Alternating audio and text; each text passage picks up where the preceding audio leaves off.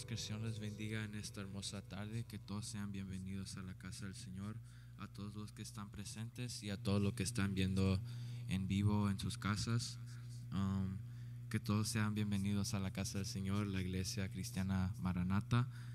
Si se ponen sobre sus pies, si pueden abrir sus Biblias en Salmos 138. 34, sorry. 134.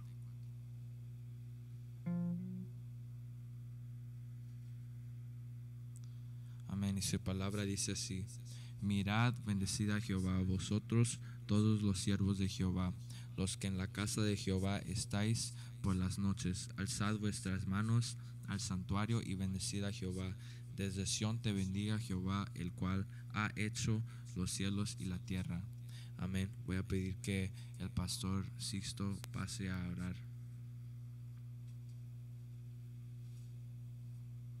Dios los bendiga, hermanos. Nuevamente yo les deseo bienvenidos a nuestra humilde casa. En estos tiempos lo estamos usando como templo para adorar y reunirnos a adorar a nuestro Señor y Salvador Jesús. Un saludo a la familia, un saludo a los amigos, un saludo a los hermanos que se están conectando a través de las redes sociales. Un saludo a Reina, a Lili, a Raulito, a Citico, a Margarita, a todos los que se conectan fielmente cada domingo a escuchar y ser edificados a través de la palabra del Señor. Vamos a tener un momento de adoración, que las alabanzas que nosotros vamos a estar cantando suban como un incienso agradable ante el trono de la gracia, ante el trono de Dios. Y luego vamos a pedirle a Él que sea Él el que nos hable, porque para eso nos reunimos, no para escuchar a hombres, sino para escuchar a Dios. Que su Espíritu Santo descienda y nos hable directamente a través de su palabra, y podamos nosotros así poner por obra todo lo que aprendamos en esta tarde. Vamos a orar. Señor y Padre, honra, gloria, misericordia y alabanza sigan siendo a ti hoy y por los siglos de los siglos, oh Padre eterno. Nosotros queremos, oh Padre, de nuestro fondo, de nuestro corazón, oh Señor, que las alabanzas que hoy vamos a estar interpretando, que las alabanzas que vamos a estar cantando, Señor, sean de agrado hacia ti. Nuestro corazón así la ha preparado, Padre, porque hemos reconocido que tú eres el único, Señor, capaz de cambiar los corazones de las personas, quitar los corazones de piedra y hacerlos de carne, poner un espíritu nuevo dentro de cada uno de nosotros, cambiar las familias, cambiar las sociedades, cambiar las iglesias, transformar los matrimonios. Reconocemos, oh Padre eterno, que tú eres el único Dios verdadero, no hay otro después de ti. Eres el primero y eres el último, no hay nada después de ti, oh Padre. Te rogamos, Señor, que tú te hagas presente en esta predicación, en este culto, en esta tarde, Señor, de que tu Espíritu Santo nos llene a través de tu palabra, Padre, y también impactes a aquellos que se están conectando a través de las redes sociales. Allá está Ili en Miami, está Talí también, que seguramente está conectándose, oh Padre, a todos. Hermano Nelson, a Jacqueline, que van a estar también mirando la predicación, escuchando tu palabra, escuchándote a ti, Señor. Impáctalos directo al corazón de ellos, directo a nuestro corazón. Que no sea una tarde más, oh Padre eterno, que no sea un culto más, que no sea una predicación más, que no sea una alabanza más, sino que en esta tarde, Señor, tú impactes nuestras vidas, transforme y cambie nuestras vidas para adorarte y exaltar tu nombre cada vez más. Lo deseamos en el nombre de Cristo Jesús. Amén y amén.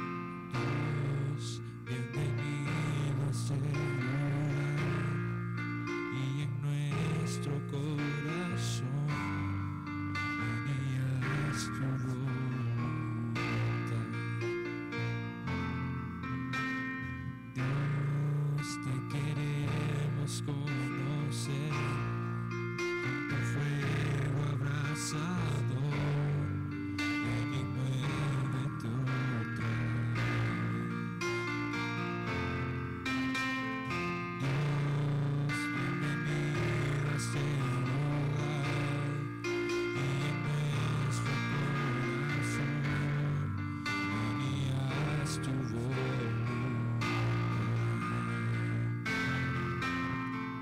Dios, te queremos conocer con tu fuego abrasador. Ven y muévete otra vez. Espíritu, avívanos, te anhelamos, Dios. Espíritu, avívanos, te anhelamos, Dios.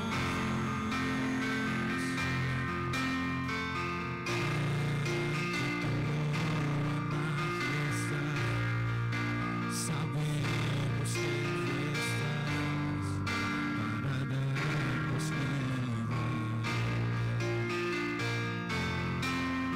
Entrónate en nuestra adoración, asombroso eres, Señor, con tu presencia llena.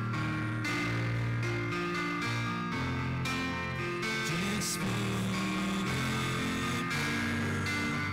avívanos, te anhelamos, Dios.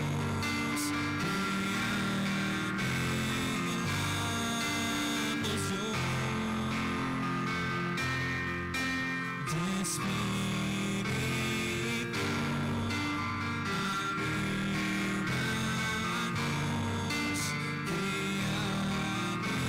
avívanos, te anhelamos, Dios.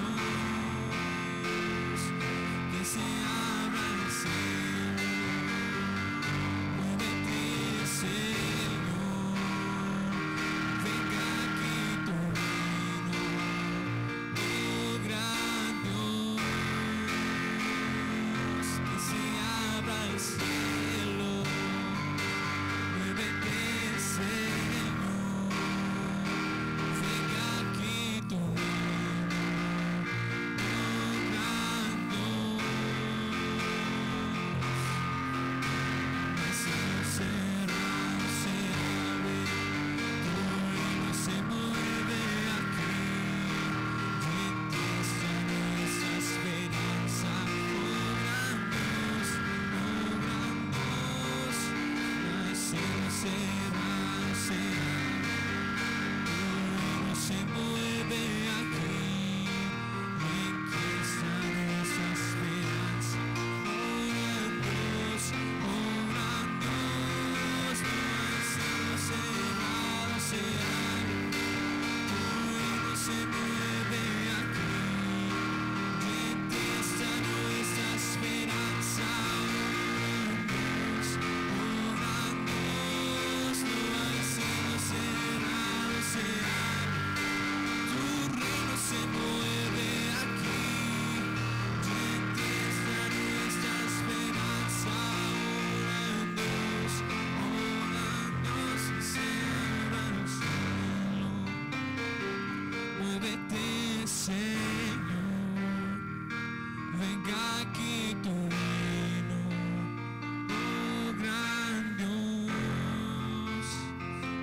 Que se abra el cielo, muévete, Señor, venga aquí tu reino, oh gran Dios.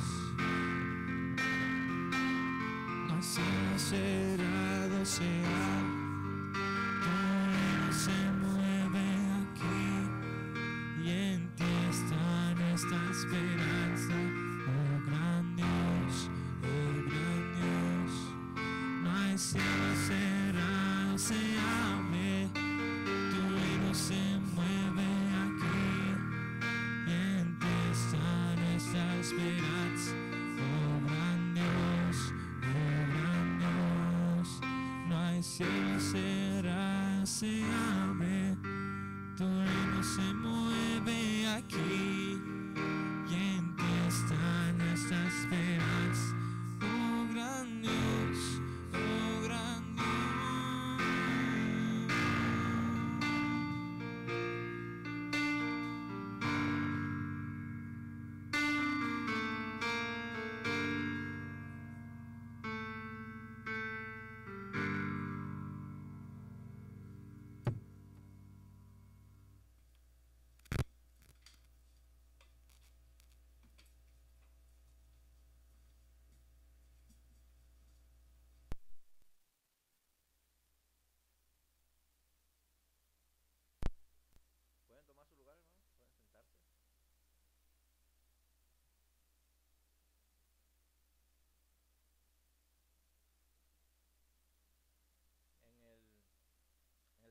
transcurso de estas 2 semanas, y no solamente en el transcurso de estas 2 semanas, sino desde que comenzó a abrir otra vez el país, la economía, nos hemos percatado, está en todas las noticias que la pandemia, esto del virus ha vuelto a tener otro pico de elevación, ¿verdad?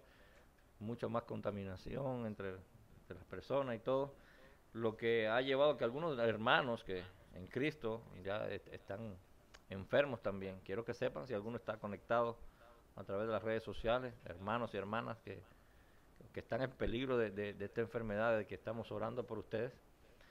Mencionar los nombres no tiene ningún sentido. Nosotros conocemos quiénes son.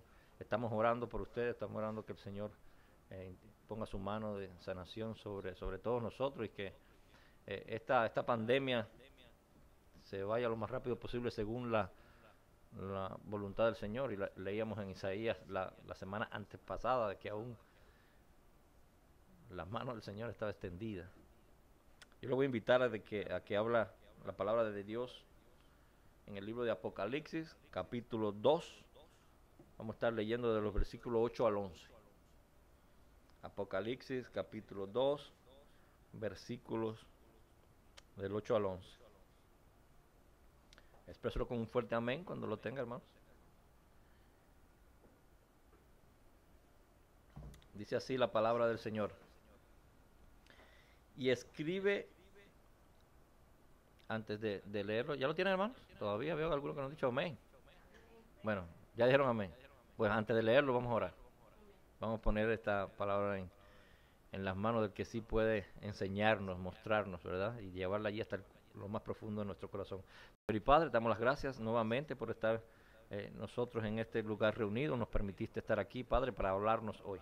Es el momento, oh Padre eterno, el momento que tanto hemos estado esperando, Padre, que tú nos hables derecho al corazón, Señor, a nuestra mente, a nuestra alma, así como tú lo expresas en tu palabra, y nos deja allí depositada tu voluntad para que nosotros la podamos poner por obra. Ayúdanos ahí también, Señor, porque a veces nos llenamos de conocimiento, como aquella iglesia de Éfeso que estuvimos estudiando la semana pasada, y hay una distancia entre el conocimiento y la práctica. Te rogamos que nos ayude también a unir estas dos cosas, lo que conocemos, que lo llevemos también a la práctica. Te lo rogamos en el nombre de Jesús. Amén. Otra vez, Apocalipsis 2, del 8 al 11.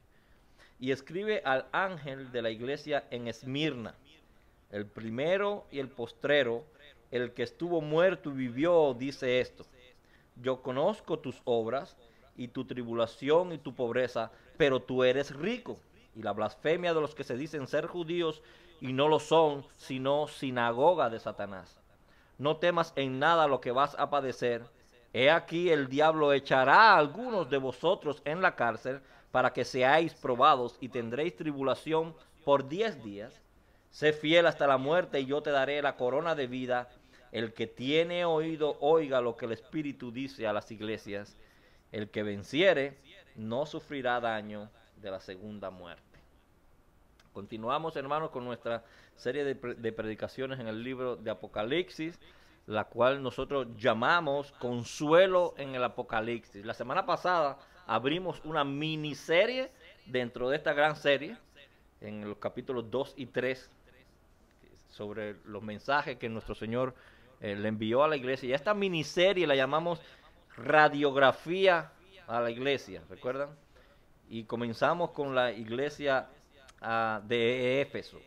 Y el tema central que veíamos allí en la iglesia de Éfeso era el amor. Una iglesia sedimentada en la palabra de Dios, con una firme y correcta ortodoxia doctrinal, es decir, una firme y correcta enseñanza, que combatía la herejía y que exponía a los falsos maestros, que tuvo el privilegio de leer de primera mano muchas de las primeras cartas que nosotros veíamos en el Nuevo Testamento, que dirigida a través del tiempo, a través de los años, nada más y nada menos que por el apóstol Pablo, que por el apóstol Juan, y después por Timoteo.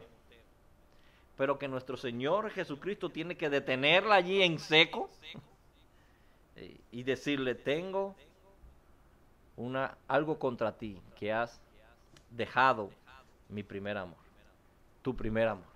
Y nosotros nos preguntábamos, ¿cómo una iglesia con tanta palabra, recuerden la semana pasada nos hacíamos esa pregunta, con tanta palabra podía caer en semejante falta? Y ni aún así ellos estaban apercibidos del problema que estaba sucediendo allí entre ellos.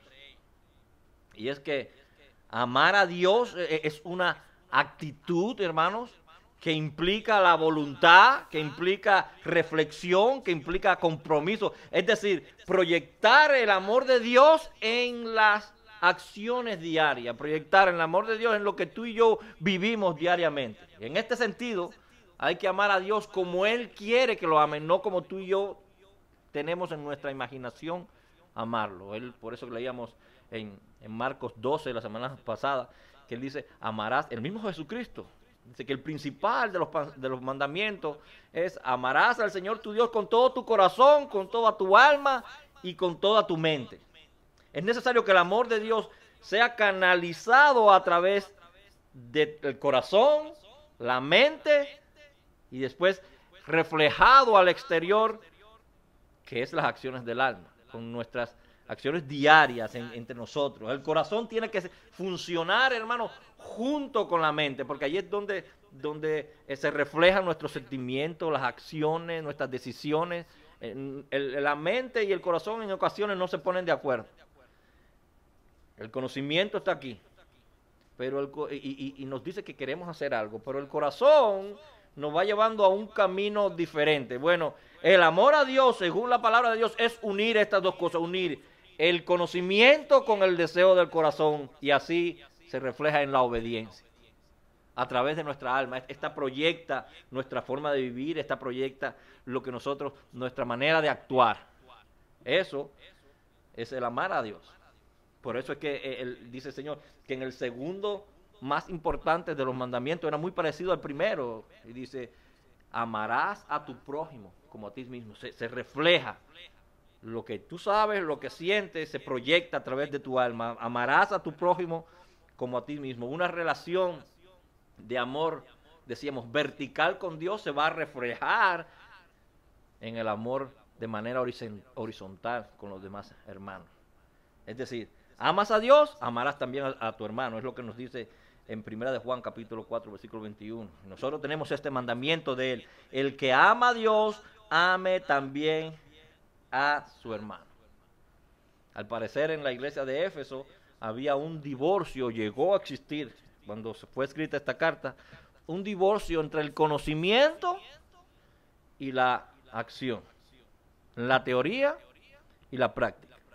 Sin embargo, ese no es el problema de la iglesia que nosotros vamos a ver hoy. Es diferente. El mensaje a la iglesia de Esmirna, le hemos titulado Pobres pero Ricos. Ustedes se darán cuenta según vayamos avanzando porque hemos titulado de esta manera este mensaje. Pobres pero ricos. La ciudad de Esmirna está ubicada al norte, y lo vemos allí en el mapa, al norte de la ciudad de Éfeso, la cual estuvimos estudiando la semana pasada. Si vamos en el orden de la manecilla del reloj, es la siguiente que le sigue a la ciudad de Éfeso, todavía allí sobre la costa. Es una ciudad de las siete ciudades que se mencionan aquí en el Apocalipsis, donde estaban ubicadas las 7 iglesias, es la única que en la actualidad todavía está vigente, la única que existe. Las otras 6 desaparecieron. Hay algunas que son grandes museos arqueológicos y la gente va allí a tirar fotos, pero la única ciudad que todavía existe es esta, la ciudad de Esmirna. Ahora se llama Esmir, tiene como 20 millones de habitantes allá en Turquía. Es la tercera ciudad en orden económico, en orden de población allí ahora en Turquía. Y esta era, en ese momento era una ciudad mucho más rica y mucho más importante que la ciudad de Éfeso que estudiábamos la semana pasada. Contaba con un puerto mucho más grande, es una ciudad costera, con unos mercados mucho más grandes y más numerosos. Podríamos decir que era una Grecia en miniatura. ¿Por qué era una Grecia en miniatura? Porque contaba con muchos teatros, contaba con bibliotecas múltiples, la cultura era muy importante para aquella ciudad. Era la ciudad de Homero. ¿Se acuerdan de Homero, el escritor? Esta era la ciudad de Homero. Allí él se desarrolló. Una ciudad tan politeísta como los mismos griegos, tenían muchos dioses, Zeus y otros. siempre intentando ganarse el favor de Roma, y de hecho lo lograron en varias ocasiones. En el 195 antes de Cristo, ellos ayudaron a los romanos a derrotar a un rey que se llama Mitrades, y por eso se ganaron el favor de los romanos, y ellos levantaron, hicieron un templo que le llamaron el templo a la diosa Roma. Era el primero de este género en la época, el primer templo que se le levantaba a la diosa Roma. Eso le ganó el favor rápidamente con el Imperio Romano, que era el que dominaba toda aquella área en aquellos tiempos. Y construyeron también después del 26 después de Cristo, se ganan el derecho, no construyen primero, se ganan el derecho a construir otro templo al emperador Tiberio, el César, en esa época, que se consideraba dentro de los romanos y dentro de toda esta población se consideraba como un dios. Ellos se ganaron el derecho entre 12 ciudades que compitieron por el derecho de hacer un templo, levantar una estatua a este emperador. Se ganaron el derecho. Una ciudad que acogía a muchos judíos, porque los judíos también ayudaban a los romanos cuando iban a sus luchas. En aquella lucha que le mencioné, aquella guerra que le mencioné del rey Mitrades, que ellos que ayudaban las personas que vivían allí en Esmirna, muchos o más de la mitad del ejército que ayudó allí eran judíos, y por eso se ganaron el favor de los romanos. Eran el único pueblo que no eran romanos que tenían permiso para no adorar al César, para no adorar al emperador como Dios. Los únicos eran los judíos. Todos los demás pueblos que estaban bajo el dominio del Imperio Romano, todos tenían que adorar al César como un dios. Los judíos tenían permiso de adorar a su Dios y no adorar al César como Dios. Y como los romanos veían a los cristianos como una sexta salida de los judíos, por un tiempo no fueron perseguidos, hasta que por supuesto los mismos judíos delataban a los cristianos. Decían, no, ellos no adoran al Dios que nosotros adoramos, ellos tienen otro Dios. Y como los cristianos entonces no tenían permiso para no adorar al rey, al emperador, al César, comenzaban allí los saqueos, comenzaban las persecuciones, los desalojos y la muerte. Dentro de los muchos mártires que tuvo esta iglesia, nosotros tenemos uno que fue muy conocido, uno que ha sido muy popular, que fue discípulo del apóstol Juan, y me refiero a Policarpo, que ungía en esa iglesia de allí de Esmirna en ese momento como obispo, era el pastor de ellos. Y yo creo, ya esto es una especulación mía, yo creo que cuando Jesucristo le dice a Juan, allá en la isla de Pasmo, escribe esto a la iglesia de Éfeso, al ángel de la iglesia de Éfeso, el apóstol Juan pensó, bueno, el que está allí ahora es Timoteo. Decíamos que el ángel era el líder, el anciano, el pastor que estaba al frente de la iglesia, y que Juan en ese momento tuvo, bueno, esta carta va dirigida para allí, para Timoteo, esta porción. Y cuando nos dice aquí, escribe al ángel de la iglesia de Esmirna, posiblemente Juan pensó, bueno, esta va para Policarpo, era discípulo de él y era el obispo de la iglesia que estaba allí en Esmirna. Policarpo fue condenado, hermanos, a morir en la hoguera, quemado vivo en la hoguera. Por no decir que el César era Dios, que el César era el Señor. El César, di que el César es Curios, que César es el Señor, y él simplemente se negó.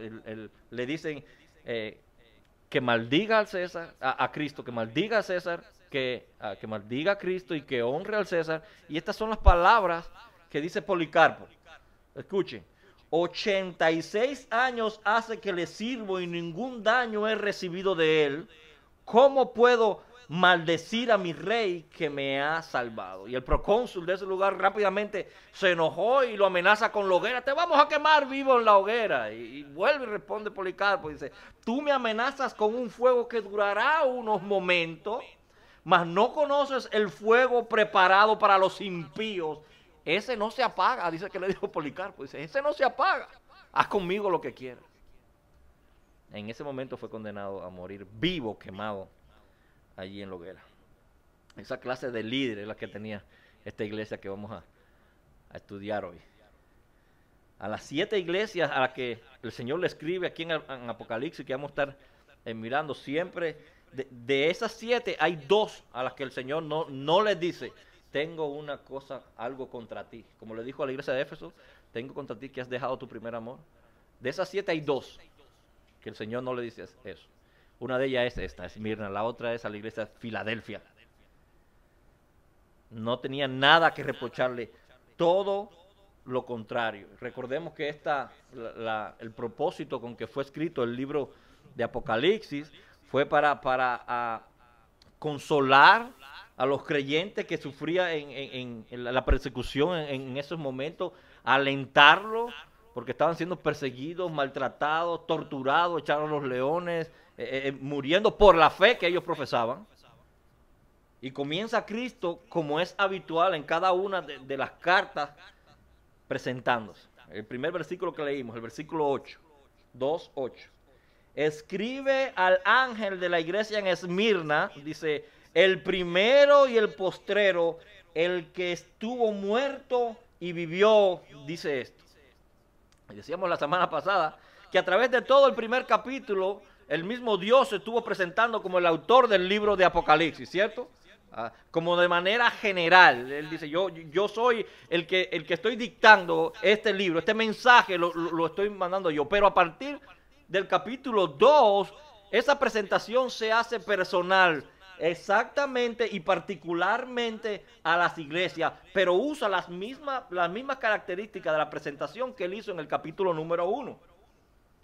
Y la presentación que él usa en cada una de las cartas está íntimamente relacionada con el mensaje, con el contenido del mensaje que él le va a mandar a dicha iglesia. Por ejemplo, a Éfeso, que vimos la semana pasada, él le dijo, el que tiene las 7 estrellas en su diestra, el que anda en medio de los candeleros de oro, dice esto.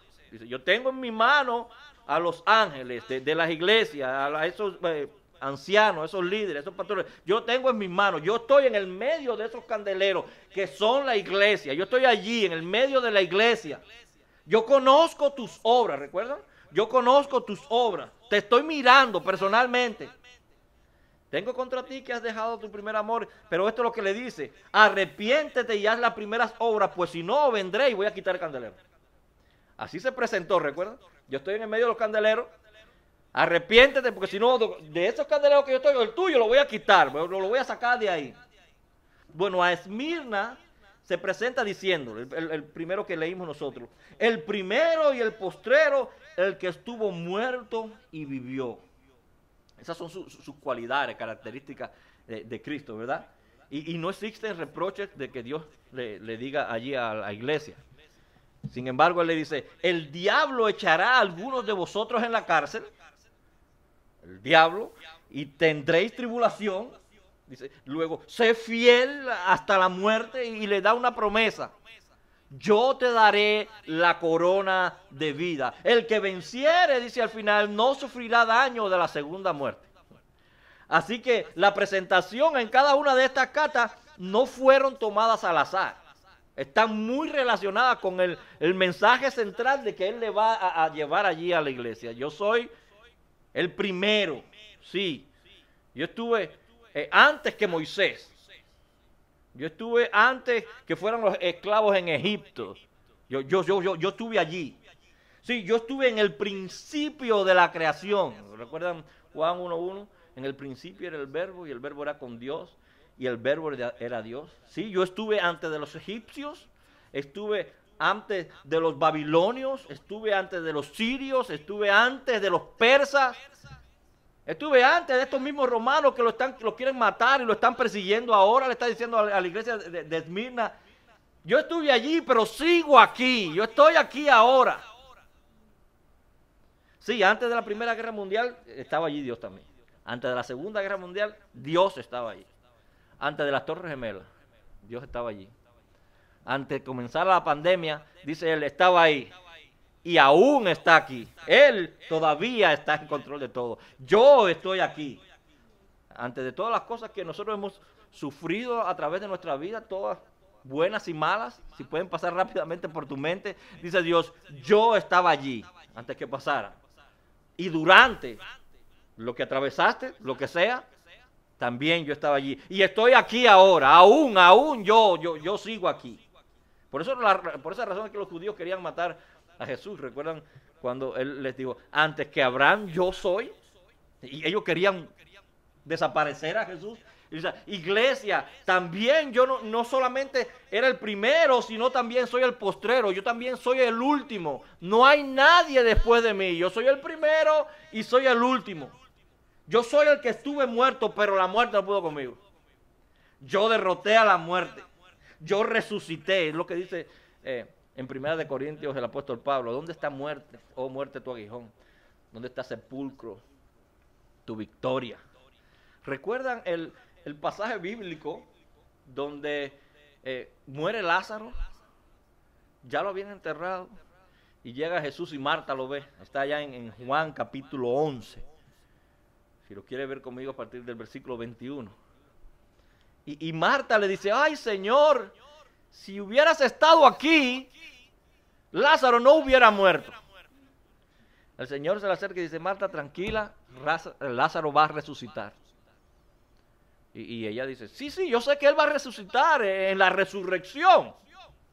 Pero Jesús le dice, yo soy la resurrección, la vida, Marta, yo soy el que cree en mí, aunque esté muerto, vivirá, Marta. El que cree en mí, aunque esté muerto, vivirá. Y todo aquel que vive y cree en mí, no morirá eternamente.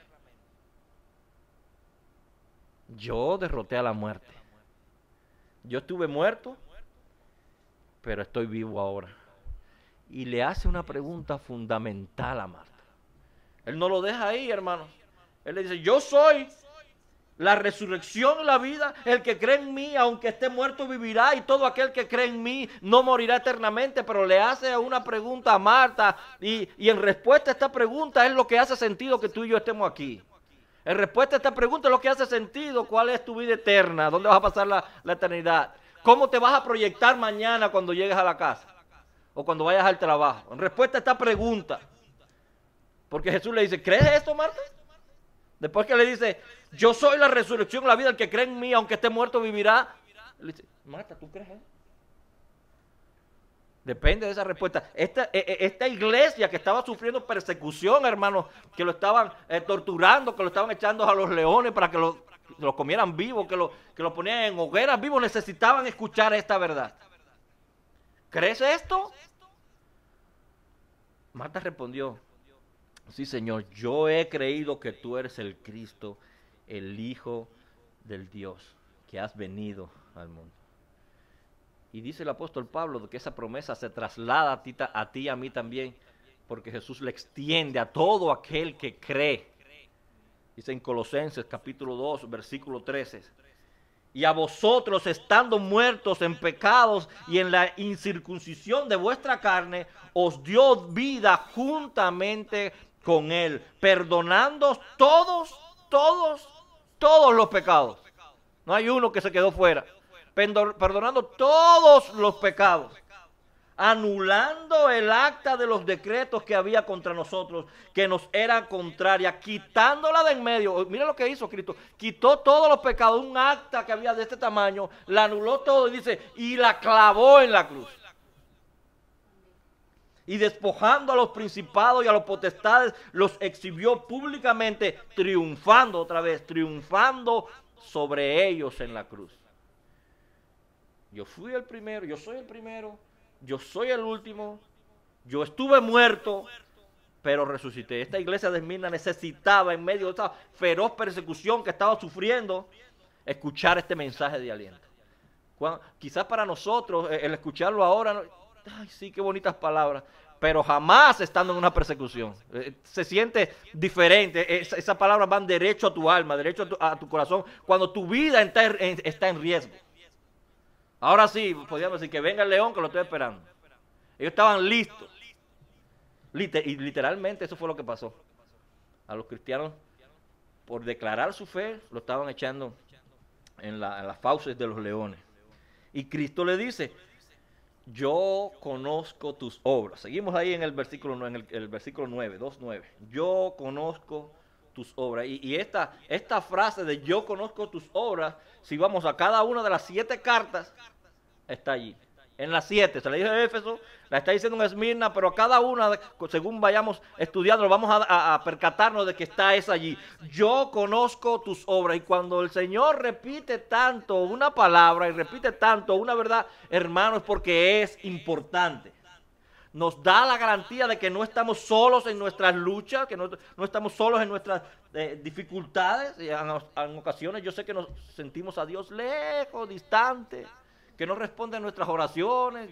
Yo sé que en ocasiones así se siente, pero Él dice en este texto que Él conoce, que Él está allí. Y cuando estaban quemando a Policarpo vivo, allí estaba Jesús.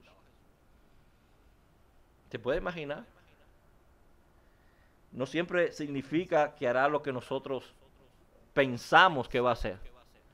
Dios no actúa a nuestra manera de pensar. Dice un teólogo que Dios es como si fuera una máquina de soda, ¿verdad? Que nosotros echamos una moneda porque queremos sacar un agua, del agua que tú quieras, y pucha el agua y lo que salió fue una Coca-Cola.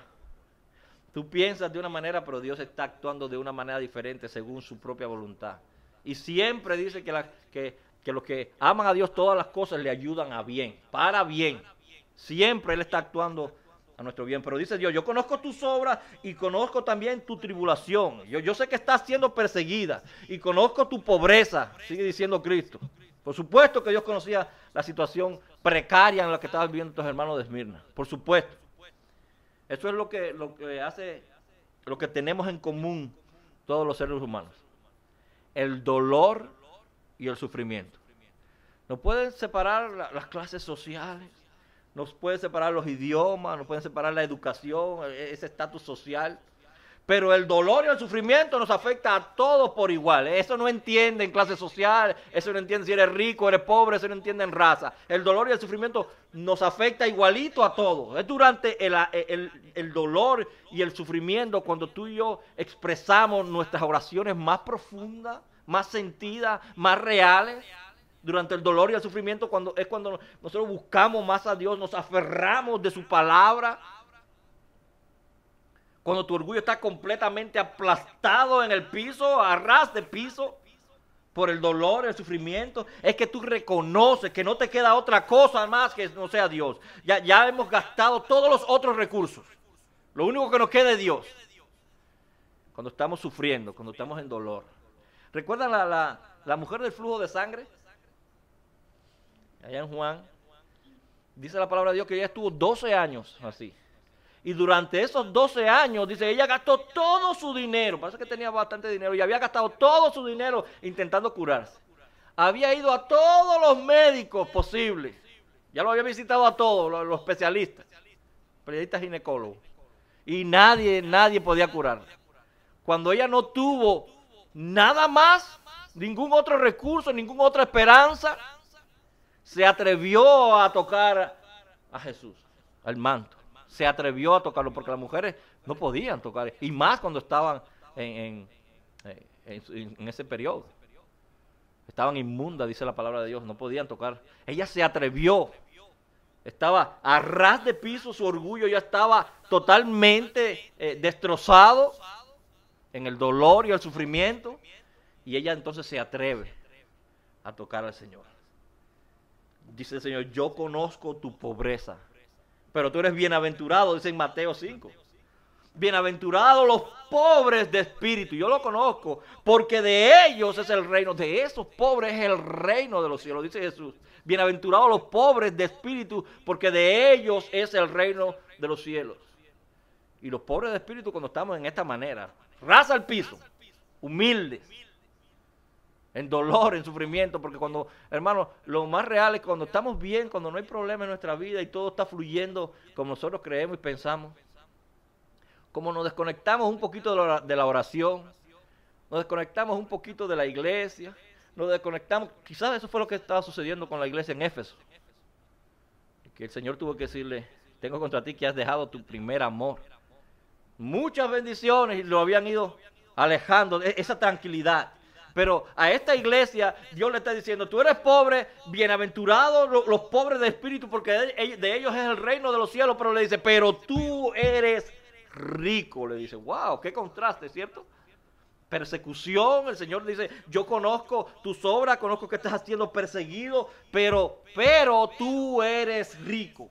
Así es, ese es el título que le pusimos a nuestra predicación esta tarde. Pobres, pero ricos. Eres bienaventurado. Porque Dios nos escogió en esa pobreza espiritual para hacernos ricos. Eso es lo que dice el apóstol Santiago, capítulo 2, versículo 5. Así le dice a la iglesia, así le dice a los hermanos, así te dice a ti, y así le dice también a los de aquella época. Hermanos míos amados, escuchad. Y le hace una pregunta. ¿No escogió Dios a los pobres de este mundo? ¿No escogió Dios a los pobres de este mundo para ser ricos? Pero mira lo que él dice. No está hablando de una riqueza física, no está hablando de una riqueza material. Dice, para ser ricos en fe y herederos del reino de Dios que Él prometió a los que los aman. Dice, Él nos escogió en esa pobreza no para exaltarte, no para darte todos los lujos que quisieras, sino para hacerte rico en fe en el reino de los cielos, en su reino. Quisiera ver qué dirían los que predican este evangelio de la prosperidad de este texto. Es lo mismo que dice Pablo en el capítulo número 1 en 1 de Corintios. Dice, porque en todas las cosas fuiste enriquecidos en Él. Dice, en todas las cosas tú fuiste enriquecido en Él, en Cristo. En toda, y nos va a decir en qué. Dice, en toda palabra y en toda conciencia, así como en el testimonio acerca de Cristo ha sido confirmado en vosotros, de tal manera que nada os falta. Fíjate, que nada os falta. Y nosotros pensamos, estas personas eran prósperas económicas. No, dice, nada os falta, dice, en ningún don.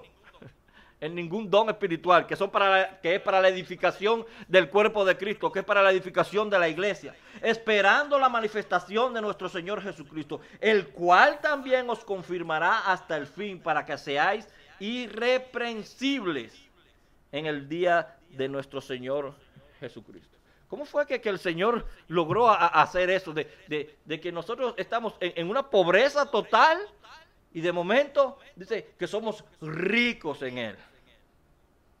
Bueno, Él se hizo pobre también por nosotros, para poder lograr que tú y yo fuéramos ricos en su reino. Es lo que dice 2 de Corintios, capítulo 8, versículo 9. Porque ya conocéis la gracia de nuestro Señor Jesucristo, que por amor a vosotros se hizo pobre.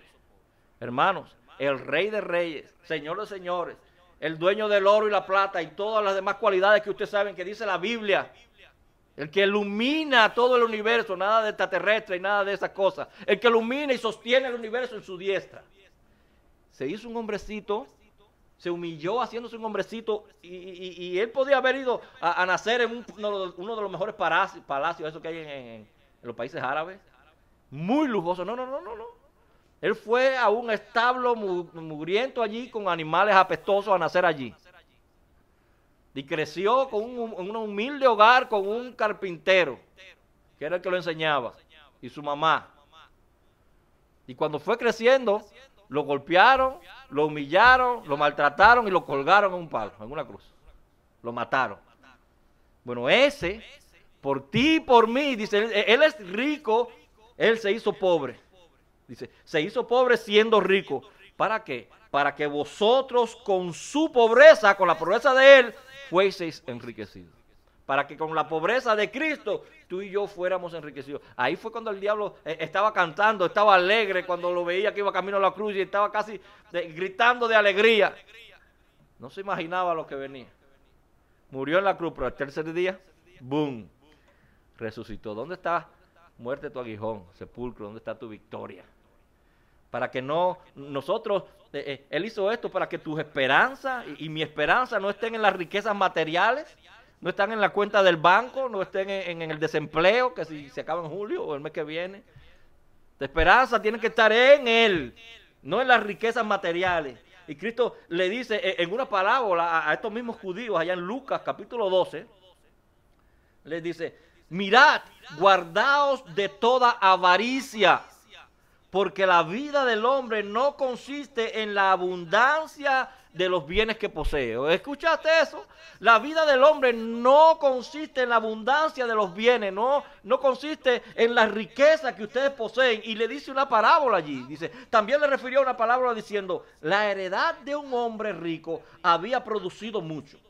Y él, pensando dentro de sí, diciendo, ¿qué haré? Porque no tengo dónde guardar mis frutos. Tenía demasiado. Y dijo, esto haré, derribaré mis graneros y lo voy a edificar más grande y para que quepan. Y allí guardaré todos mis frutos y mis bienes. Y diré a mi alma, alma, muchos bienes tienes guardados para muchos años. Repósate, come, bebe y regocíjate, dice el hombre. Pero el Señor le dijo, necio a ese hombre, esta noche vienen a pedir tu alma. Esta noche vienen a pedir tu alma. Y lo que has provisto, ¿de qué te sirve? Imagínate que nuestra mente y nuestros ojos estén enfocados en los bienes materiales y en los placeres temporales que nos puede dar este mundo. En la música, en las drogas, la prostitución, el dinero. Supuestamente algunas oportunidades que se nos ofrecen en el mundo de trabajo o de escuelas, y tu enfoque y el mío está allí y trabajamos abiertamente para eso. Nos separamos de Dios. Para poder costear la universidad, tengo que trabajar fuerte, ¿verdad? Trabajo toda la mañana y voy a la universidad en la tarde, hasta por la noche. Llego cansado y a dormir.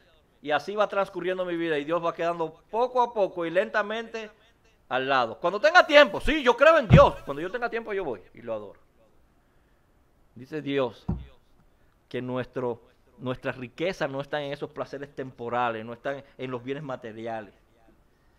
Y Él le sigue diciendo, el Cristo, también conozco los que blasfeman contra ti. Ahí dice, y la blasfemia de los que dicen ser judíos y no lo son, sino que son sinagogas de Satanás. Fueron los judíos, hermanos, que vivían en Esmirna, los que delataban a los cristianos.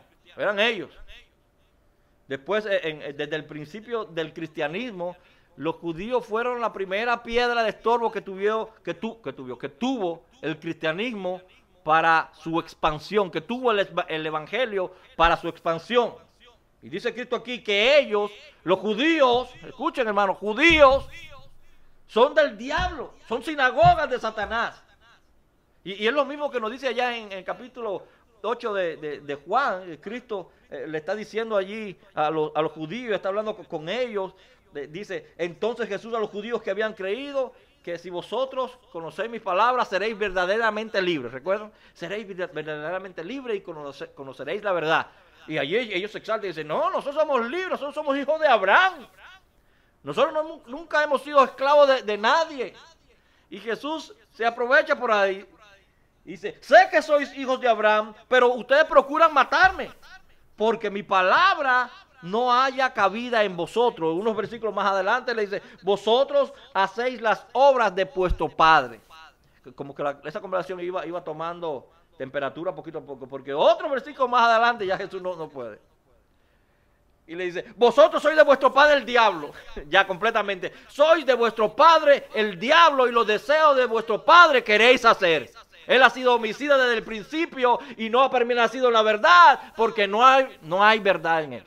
Ustedes son judíos, dice que son descendencia de Abraham, pero ustedes son hijos del diablo. Es lo mismo que le está diciendo a esta iglesia aquí. Lo mismo.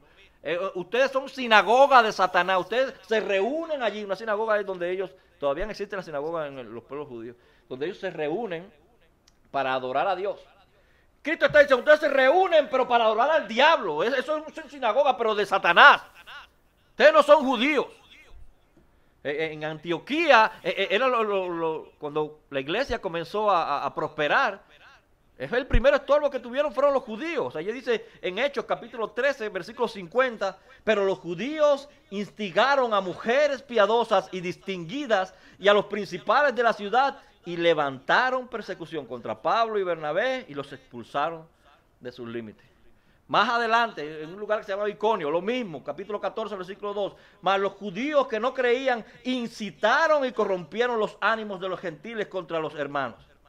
¿Y qué sucedió? Pero cuando los judíos y los gentiles, juntamente con sus gobernantes, se alzaron a enfrentarlos y a apedrearlos, al grupo que iba con Pablo y Bernabé.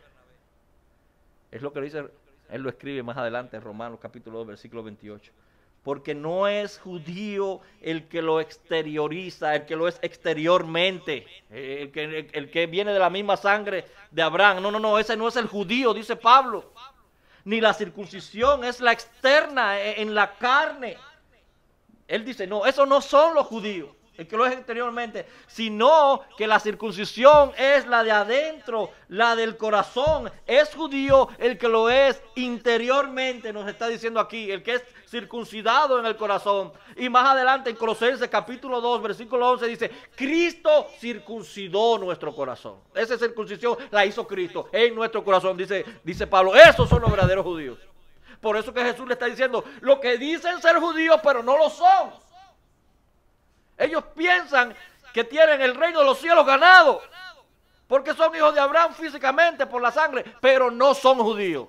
Tranquilo, los judíos son ustedes, porque son judíos interiormente. La circuncisión no es la de afuera, es la de adentro. Ya Cristo se la hizo. Y siempre la iglesia ha tenido este tipo de persecución, hermano. Fueron los judíos en los primeros años de la iglesia. Más adelante fueron la iglesia romana, con la Inquisición, con las cruzadas, en la reforma protestante, cuántos cristianos fueron asesinados por su fe, hermano. Y aún hay muchas iglesias en el oriente sufriendo persecución y hermanos muriendo por Cristo. Y Cristo le dice en el versículo 10 a esta iglesia, no temas en nada. Bueno, te puedes imaginar la situación de la iglesia. Está siendo perseguida, lo están lanzando a los leones. Acaban de quemar vivo a Policarpo, al líder de la iglesia. Y Jesús le manda esta carta y le dice, no temas. Yo me imagino que cuando leyeron esa partida, no temas, el corazón dio un brinquito y dice, al fin llegó la paz. Gracias, Señor.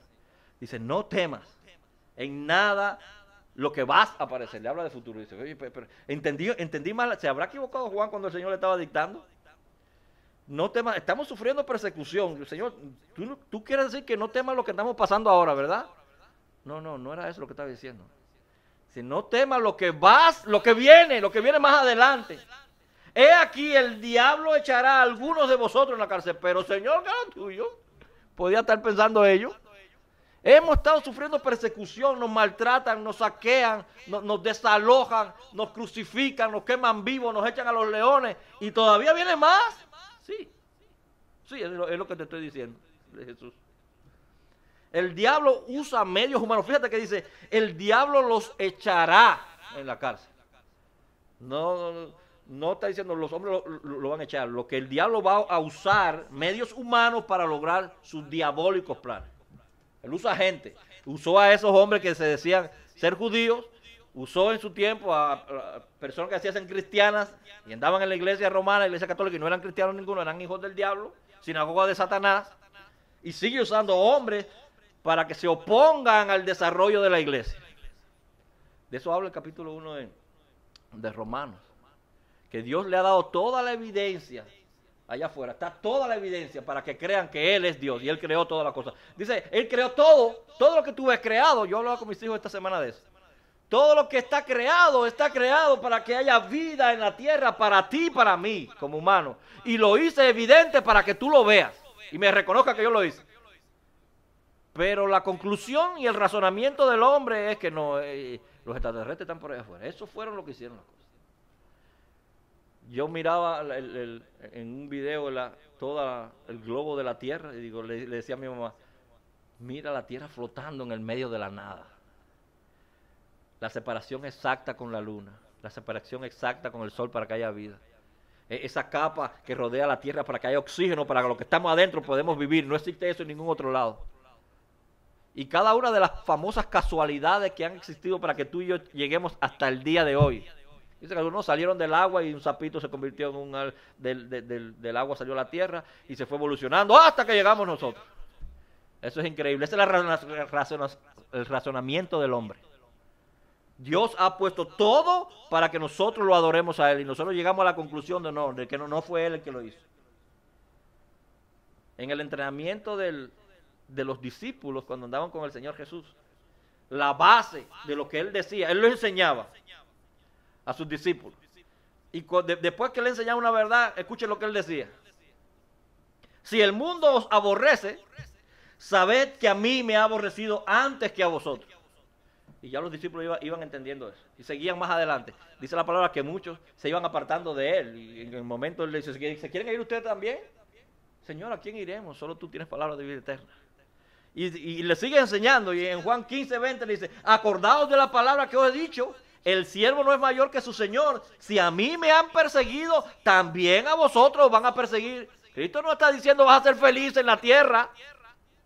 Y sigue hablando más adelante, dice, estas cosas os he hablado para que no tengáis tropiezo. Os expulsarán de las sinagogas y aún viene la hora, dice, cuando cualquiera que os mate, dice, que los van a matar, pensará que rinde servicio a Dios. Lo van a matar diciendo que lo están haciendo en el nombre de Dios. Eso hacían los judíos, eso hacían los católicos, en la época medieval. Y dice Jesús que Él iba a permitir todo eso con un solo objetivo: para que seáis probados, para que nosotros seamos probados. Hemos estado estudiando en los miércoles del candelabro que representa a la iglesia y cómo es forjada a través de ese fuego para que salga ese oro puro, fino, que habla ya en el capítulo 25 de Éxodo. Y dice Santiago que nuestra fe será probada y el resultado de esa fe debe ser esa obediencia. Dice en 2 de Corintios, capítulo 12, versículo 10. Por eso me regocijo, ¿en qué? ¿En qué se regocija Pablo? ¿En que tenía mucho dinero? ¿En que le obedecía? No, dice Pablo, yo me regocijo en mis debilidades, en los insultos, en mis privaciones, en mis persecuciones y dificultades que sufro por Cristo, porque cuando soy débil, entonces soy fuerte. Cuando soy débil, dice Pablo, entonces soy fuerte, porque la promesa de Cristo es que Él está conmigo y vamos a heredar la vida eterna. Esa es su promesa, por eso dice Pablo.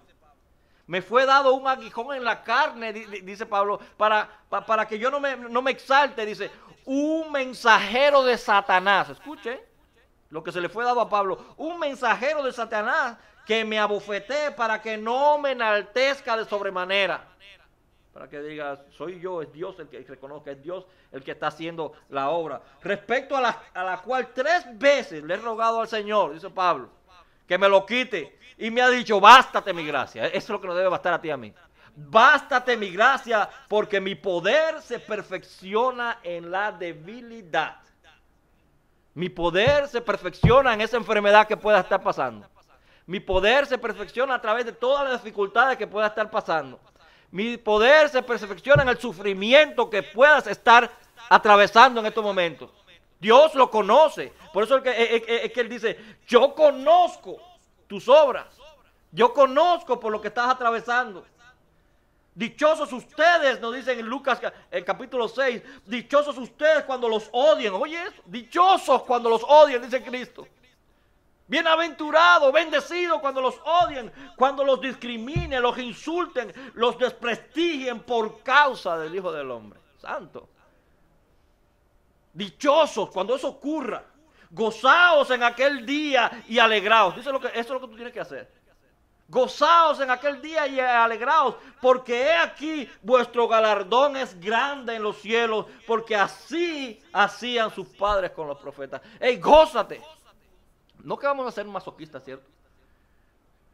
Y que en el sufrimiento, ¡ay, qué bueno que estoy sufriendo! ¡Qué bueno que me duela! No. Reconociendo que si estoy sufriendo en Cristo, Él tiene un galardón preparado para nosotros. Ahí debe estar nuestra fortaleza, ahí debe estar nuestra mirada. Dice Jesús, y tendréis, todavía le sigue diciendo Jesús a ellos, a la iglesia de Esmirna, y tendréis tribulación por 10 días. Nosotros no creemos que sean 10 días literales, por supuesto. Se está refiriendo a un periodo de tiempo. Puede ser corto, puede ser mediano. Imagínate que aquí dice que vas a sufrir persecución por 10 días. Pero más adelante, allá en el capítulo 20, cuando habla del milenio, También habla del milenio. Yo no creo que sean 1000 años, creo que es un periodo muy largo de tiempo. Y si lo tengo en esa perspectiva, cuando él dice 10 días, creo que va a ser un periodo corto de tiempo. De hecho, la iglesia en esta época fue perseguida hasta el año casi 300, cuando Constantino declaró el cristianismo como religión oficial del Imperio Romano. Ahí se detuvieron las persecuciones paulatinamente, existieron algunas esporádicas, hasta que el cristianismo llegó a ser la religión oficial de todo el mundo. La Iglesia Católica comenzó a prosperar. Yo creo que fue la gran dificultad o el gran error que hubo allá en la época, de tanto sufrimiento como estaba esta iglesia de Esmirna, de tanto sufrimiento, de momento y de repente se cambió la torta. Muy ricos, dice que todos los templos paganos se le fueron quitados todas las joyas y todos los utensilios que tenían allí de oro y se lo pusieron a los templos cristianos. Comenzaron a prosperar las iglesias cristianas, de estar reuniéndose en cuevas, de estar reuniéndose en cementerios, de estar adorando a algunos mártires, porque se sentaban al lado de las tumbas de las familias que daban sus vidas mártires en el cristianismo, a un lugar con mucho lujo, con la liturgia eran grandes alabanzas, grandes salmos muy bonitos, donde ya la clase social alta, la burguesía, la alta sociedad ya comenzaba a ir a la iglesia y se sentaban en los primeros asientos. Ahí fue cuando comenzó a cambiar el destino de la iglesia. Pero dice Jesús, todo esto va a pasar, pero yo tengo una recompensa para ti. Dice, sé fiel hasta la muerte. Va a llegar la muerte. Va a llegar la muerte. Dice, pero lo que yo quiero de ti es que seas fiel, que tu mirada no esté en esta vida, que tu mirada esté en mí. Es lo que nos dice Romanos capítulo 8, versículo 35. ¿Quién nos separará del amor de Cristo? ¿Tribulación o angustia? ¿Persecución o hambre? ¿Desnudez, peligro o espada? Como está escrito, por causa de ti somos muertos todo el tiempo, somos contados como ovejas de matadero. Antes, en todas estas cosas, somos más que vencedores por medio de aquel que nos amó. Por todo esto, dice, no es que Dios dice que se va a llevar la iglesia y la iglesia no va a pasar por la tribulación. No, dice Pablo, en todo esto, en tribulación, en angustia, en persecución, hambre, desnudez, peligro, espada, en todo eso somos más que vencedores en Cristo Jesús. No es que nos va a dar dinero y nos va a sacar del peligro y nos va a estar protegiendo un ángel ahí que no te lleguen. Por lo cual, sigue diciendo Pablo, estoy seguro que ni la muerte, ni la vida, ni los ángeles, ni los principados, ni potestades, ni lo presente, ni lo porvenir, ni lo alto, ni lo profundo, ni ninguna otra cosa creada podrá separarnos del amor de Dios que es en Cristo Jesús, Señor nuestro. Ahí tiene que estar nuestra esperanza, ahí deben estar nuestros ojos. Ahí debe estar nuestra meta, nuestra mira.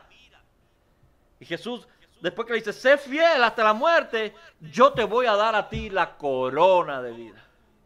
Yo te voy a dar la corona de vida, la misma que nos menciona Santiago en el capítulo 1. Bienaventurado el varón.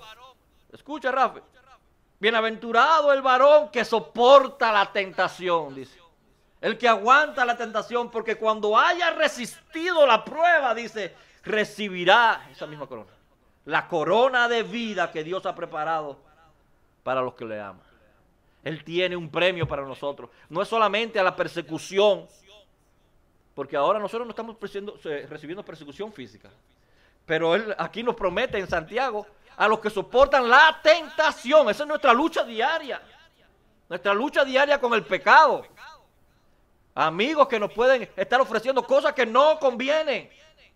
Todo es lícito, pero no todo conviene, dice la palabra. Todo es lícito, tú lo puedes hacer todo, pero no todo conviene.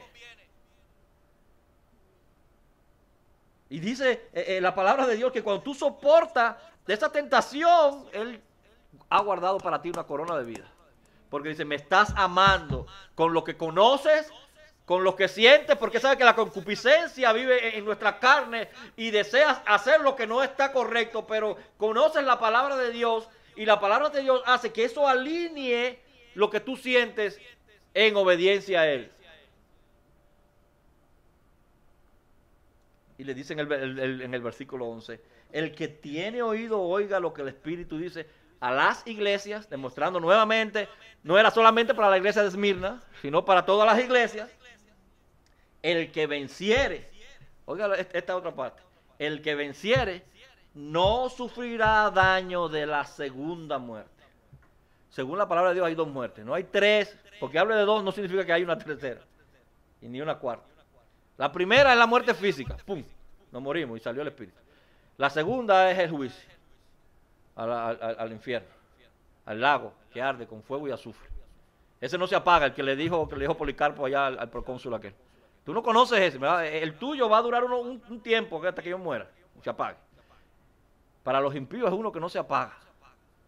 Bueno, es lo que nos está diciendo aquí. El que venciere no sufrirá daño de esa segunda muerte. Miren como lo menciona allí en Apocalipsis, ya el versículo 8 del capítulo 21. Capítulo 21 de Apocalipsis, versículo 8 dice: pero los cobardes, los incrédulos, los abominables, los homicidas, los fornicarios, los hechiceros, los idólatras, todos los mentirosos, los borrachos, los homosexuales, tendrán su parte en el lago que arde con fuego y azufre, que es, dice, escucha cómo termina, que es la muerte segunda. Que es esa segunda muerte. Cuando estén allí sufriendo en el lago que arde con fuego y azufre. Pero Jesús nos está prometiendo que el que soporte la tentación, que el que soporte el peligro, incluso aunque tenga que dar la muerte, Él nos dará la corona de vida. Y no vamos a sufrir la segunda muerte. La primera dice, no te garantizo la primera. Todos vamos a pasar por ahí. Bueno, hasta que llegue el Señor. Ojalá llegue antes que nos choque con nosotros. Hasta que venga el Señor. Por eso tu mira y la mía no tienen que estar en las riquezas materiales, en las oportunidades materiales. En qué voy a hacer y a quién voy a agradar. ¿A quién quiero agradar? Al primero que tú tienes que agradar es a Dios. Tu foco, tu meta debe ser primero en los cielos. Lo que dice el capítulo 12 de Hebreos. Puestos los ojos en Jesús, el autor y consumador de la fe, el cual por el gozo puesto delante de él, ya esto hemos hablado en otras ocasiones, por el gozo puesto delante de él, él sufrió la cruz, menospreciando el oprobio y se sentó a la diestra del trono de Dios. ¿Te puedes imaginar cuando Jesús iba, que lo habían latigado, cuando iba sangrando, llevando su cruz y lo iban a colgar en aquella cruz? Él iba pensando en el gozo delante de ti, pensando en ti, pensando en mí, pensando en Miriam, pensando en Kevin, en Kobe, en Jesse, en todo lo que estamos aquí. Ese era su gozo, no el dolor que estaba sufriendo en ese momento. Él pensaba, esto es temporal.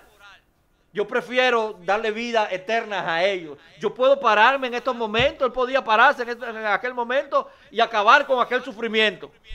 Pero su mente estaba en el gozo más adelante, en ti y en mí. Estaba en que Jesse tiene que ser salvo y que Rafael Lobaina tiene que ser salvo. Por eso yo voy sufriendo hasta la cruz. Por eso voy a dejar que me claven. Por eso no voy a tomar de ese agua de vinagre con mirra. No lo voy a tomar. Yo voy a pasar todo ese sufrimiento porque yo quiero que ellos no lo pasen. Porque la segunda muerte ellos no van a atravesar por esa. Yo lo voy a salvar de esa segunda muerte. Considerad a aquel que sufrió tal contradicción, dice Pablo, de pecadores contra sí mismo, para que vuestro ánimo, para que tu ánimo y el mío no se canse hasta desmayar. Siempre considere y siempre tenga en mente lo que Cristo Jesús ha hecho por nosotros. Y eso fue un mensaje muy grande para la iglesia en Esmirna que estaba sufriendo esa persecución. No hubo ningún regaño como fue para Éfeso. Es también un mensaje de aliento para la iglesia en el día de hoy. La iglesia en Occidente, de este lado del mundo, se ha relajado mucho. Como no hay persecución, cualquiera es cristiano. Cualquiera se para al frente y dice, yo confieso a Cristo como mi Señor y Salvador. Párese al frente. Diario van 20, 30. Es fácil decir eso. Pero cuando hay persecución, que tú sabes que el decir, yo, Cristo es mi Señor y mi Salvador, y te van a cortar la cabeza, o te van a echar vivo un león, o te van a quemar una hoguera, eso no lo estamos sufriendo en Occidente hoy. Por eso tú y yo tenemos que tener la vista fija en Jesús, autor y consumador de la fe.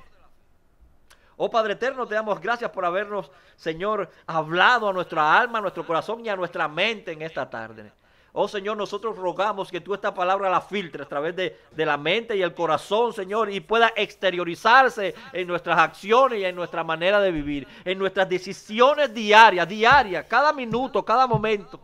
Que podemos filtrar cada paso de lo que nosotros damos, podemos filtrarlo por tu santa voluntad, oh Señor. Nuestras vidas, Señor, nuestras decisiones las ponemos en tus manos, así como ponemos en tus manos las vidas de aquellos hermanos que en estos momentos están enfermos con el coronavirus. Oh Padre eterno, tú, Señor, tenlo en tu poderosa mano. Si es tu voluntad de sanarlo inmediatamente, que así sea. Pero protégelo, Señor, consuélalos, dale una palmada en el hombro y recuérdale que tú estás allí. Como estuviste antes, estás ahora y estarás por los siglos de los siglos. Que su mirada no tiene que estar hoy en la enfermedad. Que su mirada no tiene que estar hoy en el trabajo, porque no pueden trabajar y traer economía a la casa. Su mirada tiene que estar enfocada en ti. Rey de reyes y Señor de señores. Te lo rogamos en el nombre de Jesús. Amén y amén.